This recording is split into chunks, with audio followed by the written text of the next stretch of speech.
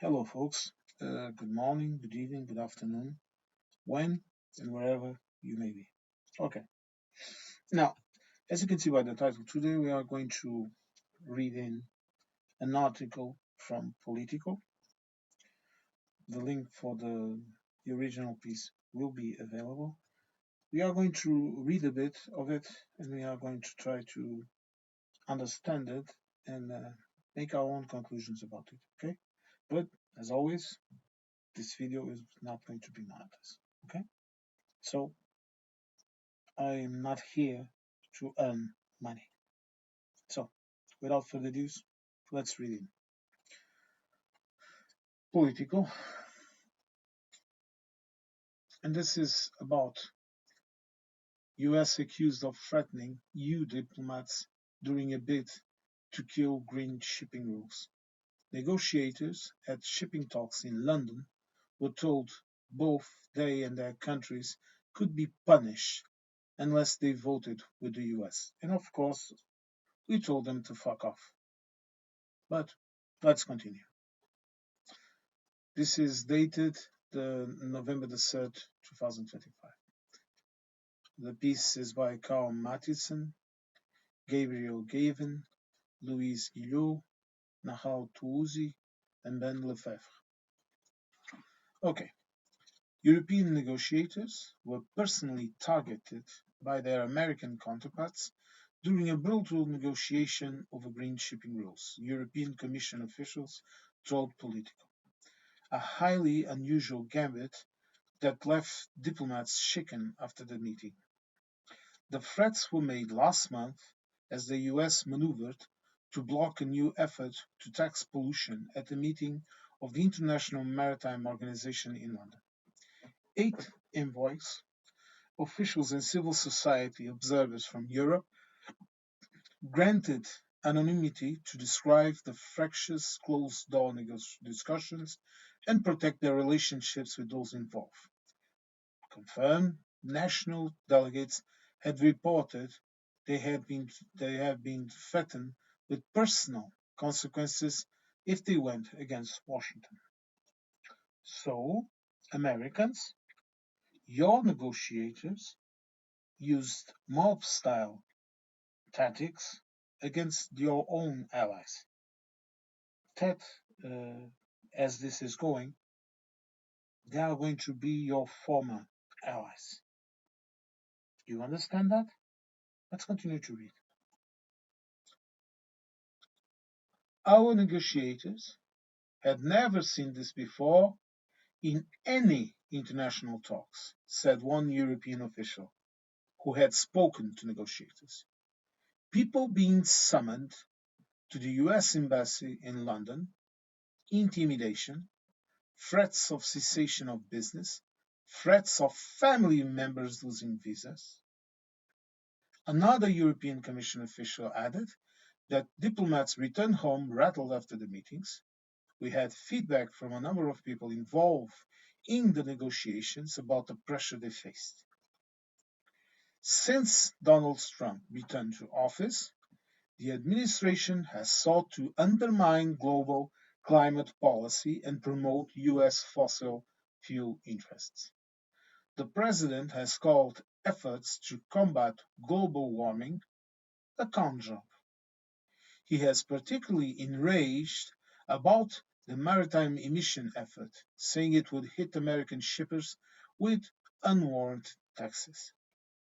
The International Maritime Organization is a United Nations agency that regulates the world's shipping industry. Measures taken there are enforced by its 176 member states, almost every nation on earth with a bloody coastline. The EU is not a member, but the European Commission and the vast majority of EU countries had been an early supporter of the carbon tax measure. The US strategy was laid out publicly ahead of the meeting with a press release signed by the US Secretaries of State, Transportation and Energy. On top of threats of tariffs, port fees and visa restrictions on cruise, The US said it would also look at sanctions on officials sponsoring activist driven climate policies.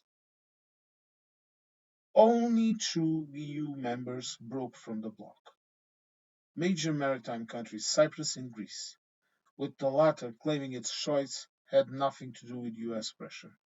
Okay, we had made our minds way before the US became involved in this, and we had actually voiced our concerns.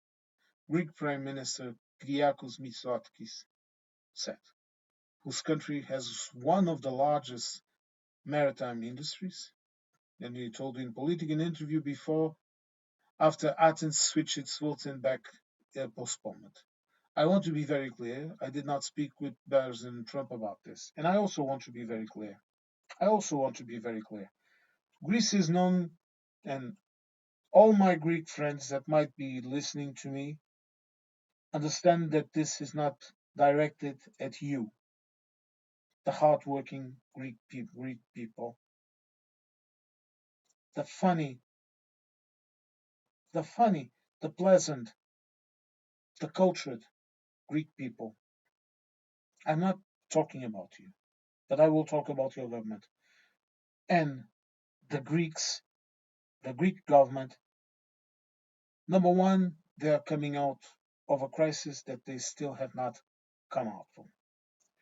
And number two, they are, in my opinion, they are one of the most corrupt countries on Europe. In Europe, corruption is a norm. Okay, you still have not reached to a point like us in which that is completely unacceptable. And if Greece continues this way, it might even endanger its presence in the EU. Just saying.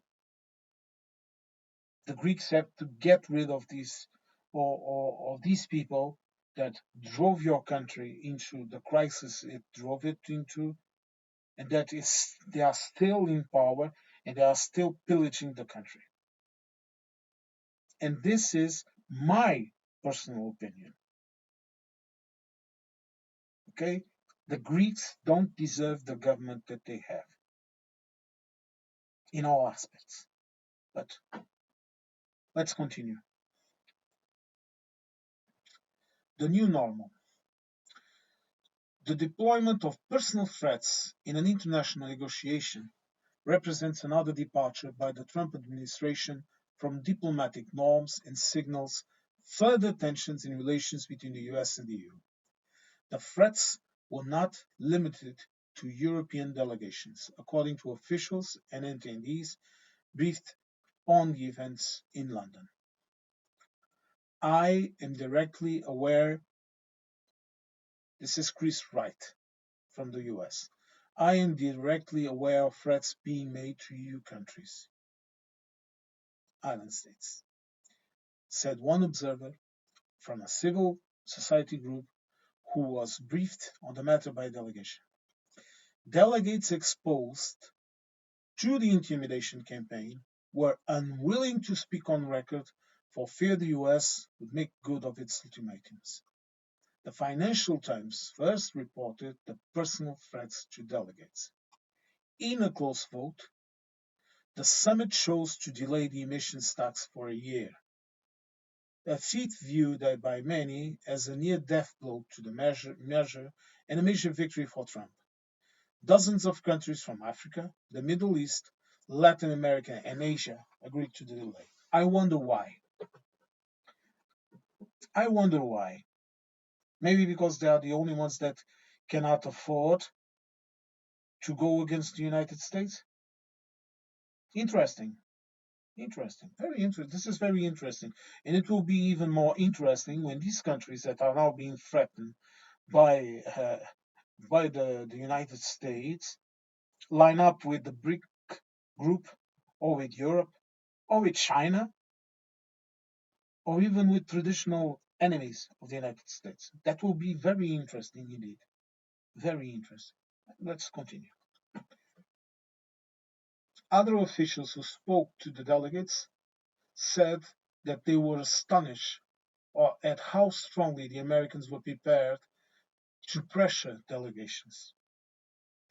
U.S. Energy Secretary Chris Wright said he and Agriculture Secretary Brooke Rollins had personally called more than 20 countries to pressure them.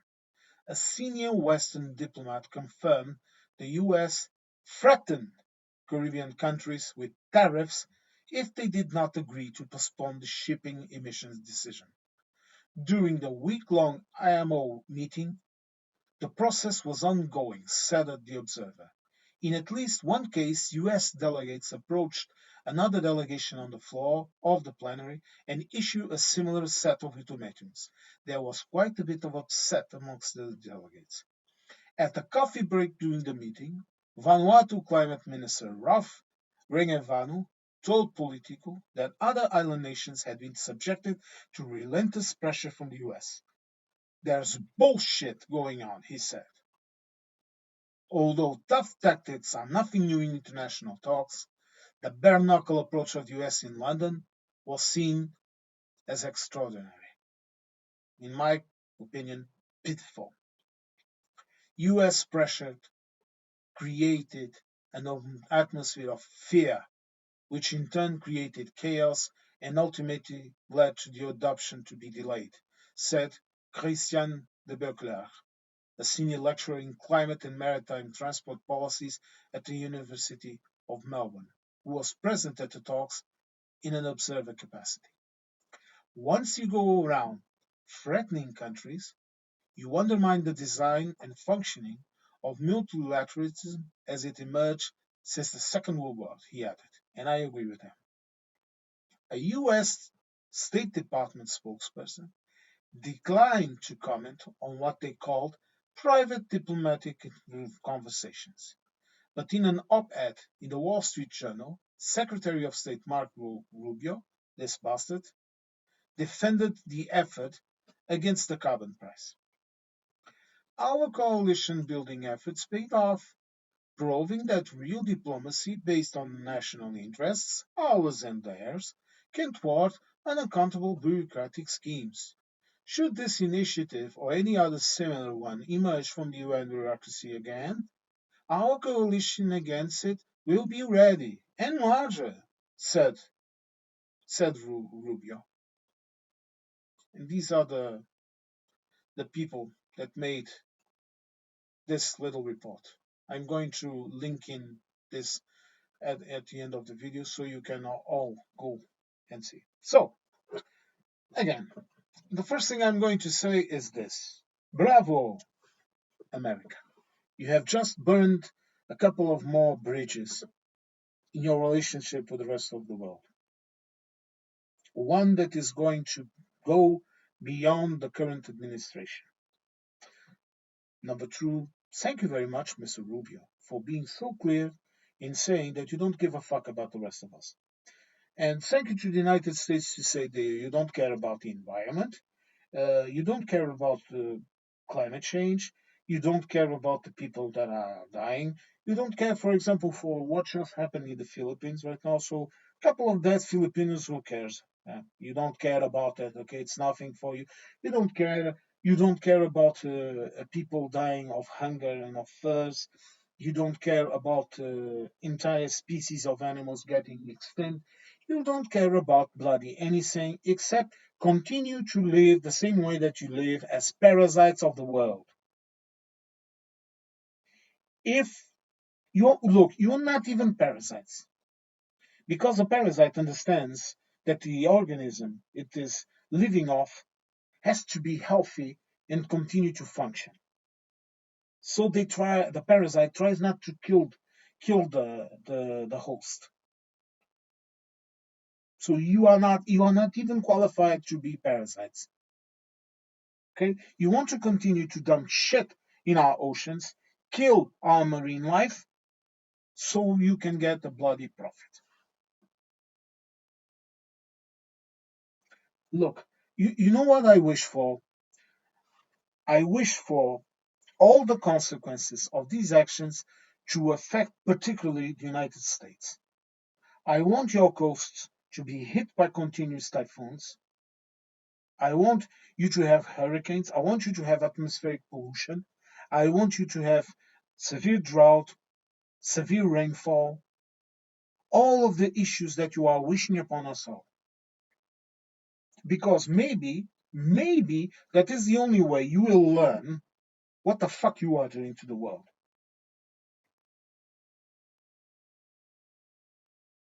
But you don't understand. You don't care. And here we go again. The United States is now a rogue state because you are threatening other countries. If you are threatening other countries, then you are no longer in the judging position, in the peacekeeper position. You are treating the entire world as a racketeer business. Hey, you better do what the Gaffer says, or you're going to be kept, my friend. I'm making you an offer you cannot refuse. This is what you are. And you are not even as morally understandable as a mob boss. The mob itself, it was, as it created itself in the United States, it was born of the oppression the Italians and other minorities suffered in the United States. The Irish, the Jews, even them have a reason to exist. Your reason to exist is greed. Greed and the despicable ignorance of someone that in this day and age has the guts to call climate change a con. You want to call climate change a con? Just now, our summer, the weather, it continued to be hot up until a week ago. This used to happen once every 10 years, perhaps. Now it's happening once every 6 years. We used to have a drought average every 6 years, one drought, 1 or 2 years of drought, of less rainfall. Right now, it's happening every 3 years. And when we have winters, some winters are getting colder, harsher, and worse. More snowfall, more rainfall, more cold, bitter cold.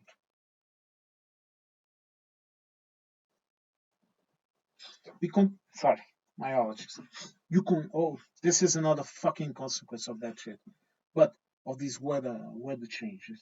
But we continue to see the world crumbling around us, and you sit there, and then you say, "No, this is a lie. This is a lie. This isn't happening." Like some kind of lunatic little infantile kid that does not have his little toy. Well, I am going to be absolutely honest and hateful. I hope you all burn in your fire. No, I fell down into a burning ring of fire, like Johnny Cash used to say. This this is completely and threatening people, threatening their families. How dignified of you. You are really being dignified. I hope all of these people get their sweet revenge.